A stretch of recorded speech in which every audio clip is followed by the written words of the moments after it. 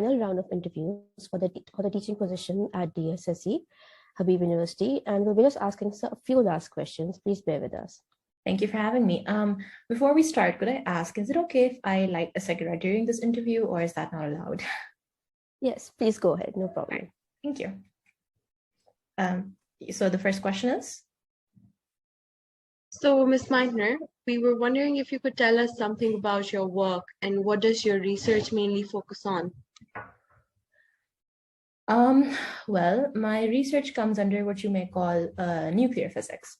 So in my undergraduate, I studied heat conduction in inhomogeneous bodies and alpha beam particles. Soon after, I joined Kaiser Wilhelm University and met up with my partner of now 30 years, Otto Hahn. And with him, we went on to make quite a few discoveries, such as beta radiation, the protactinum isotope, and radiationless transition, which you may now refer to as the Auger effect. But one of the greater discoveries that we made was that greater discoveries that we collaborated on, and I ended up finding, was that of nuclear fission. And nuclear fission is basically that the splitting of the nucleus of an atom to release immense amounts of energy. Well, Ms. Meitner, I must say, you're quite the overachiever. I was wondering if you could please explain us how your work is relevant and how does it advance our understanding of the world today? Well, my work is not, I consider the nuclear fission to be one of the more controversial works, not mainly because of the kind of fear and misconception that surrounds it. People think nuclear fission means translates into nuclear energy. And people often think that means atomic bombs or just nuclear weaponry in general. And I don't blame them, but that limits the kind of scope that my research can produce for society, especially and more importantly, we can look at energy production. The world works on fossil fuels, and that's only done more harm than good with the kind of carbon emissions we experience. If handled appropriately with the right resources, nuclear energy could easily cut out the use of fossil fuels and open up new avenues for energy production, reducing carbon emissions and providing us with so much energy input that can facilitate all of our institutions. So that is what I think. That's a very valid point, Ms. Meitner. And there's a lot of misconception around nuclear energy indeed. Before we move on to my colleague, Ms. Eamon's question, I would just like to ask you one last thing. Mm-hmm. So you mentioned your work colleague, Mr. Otto Hahn, and that you've been working for him for more than 3 decades. That's very impressive. And I wanted to know, what are your opinions about your colleague's works, his theories? Well, like I mentioned, Otto Hahn and I have been working for the last 30 years together, and I think he is a devoted and passionate chemist who rightly deserves the title of the father of nuclear chemistry, especially when you consider his researches such as that of uranium-Z, discovering one of the first nuclear isotopes. Having said that, a lot of people also like to ask me how I feel about him, even after he himself took the credit for nuclear fission. Honestly, I don't really hold much malice considering the time period in which this discovery was made, 1938, the Second World War, and I was forced into refuge mainly because even if I had renounced my Jewish religion and my German citizenship. So I'm very grateful that we could still carry out our research and publish these findings. So me not getting that credit for considering the time period that it was, I honestly don't hold any malice against him for doing what he did. I find you to have a very charming and humble personality, Ms. Lise. Thanks for being with us. But moving on to a less technical question. Okay. What do you have to say about some of your work that has now been proven to be false? I think my work has gotten more support than it has been falsified. I think the better question is how I feel about the misinterpretation of my work. Could you please elaborate on that a bit? Yes, of course.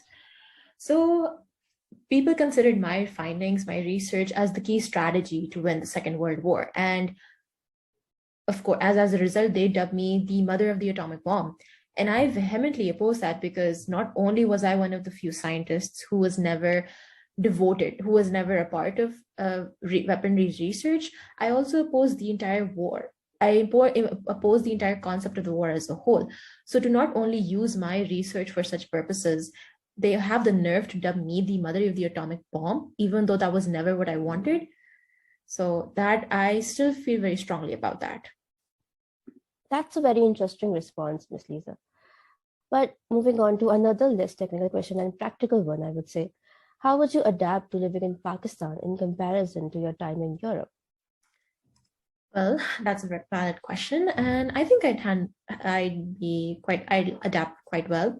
As I previously mentioned, that during the 1930s, I had to end up going into refuge, so that came with it a lot of harsher and more dire circumstances in which I had to carry out my research.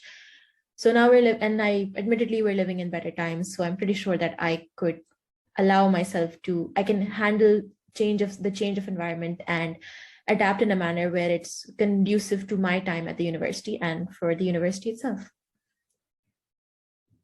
Thank you, Ms. Lise. Well, Ms. Lise, I believe that you would adapt to the environment of Karachi very well, considering all the travel that you've done in your past life. We were very pleased to have you here for the interview, and before we make our final decision, we must call some of your references and do a little bit of discussion about it. So we'll get back to you very soon. We were very pleased to have you here. All right, thank you for having me. Thank you. Well, Ms. Eamon, we had a very great interview with Ms. Lise, but I think before making our final decision, we should call some of her references. I suggest that we call Mr. Einstein because he's on the top of the references list. So what do you think? Yeah, I think that would give us a great insight as to Ms. Lisa's personality. So let's bring him on board. Okay, so I'll just give him a call now.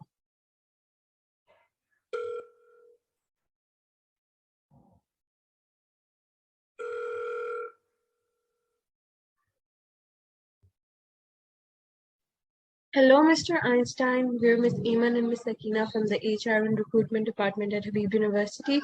And Ms. Lise Meitner listed you as one of her references. And we were hoping you could tell us more about her, how she is as a person, her achievements, and if we should hire her or not. Oh, yes. Well, I admire her as a scientist. She has a brilliant mind who can be called Germany's own Marie Curie. Also one of the few who had a head screwed on right about the insanity of the last World War.